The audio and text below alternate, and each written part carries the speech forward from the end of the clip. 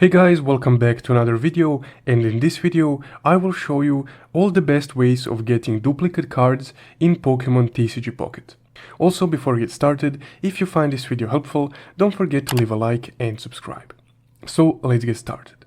Now the first way of getting duplicate cards in Pokemon TCG Pocket is simply by just opening same packs over and over again. So if, let's say, I open this Pikachu pack 10 times, I will get a lot of same cards. And once I get those cards, I can of course craft a lot of flares for those Pokemon.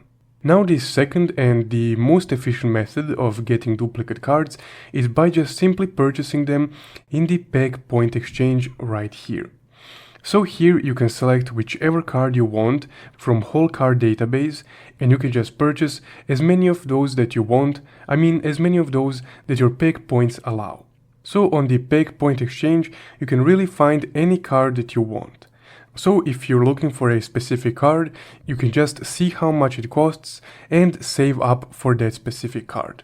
And in that way, you can purchase as many of those as you can and craft flares for that Pokemon card.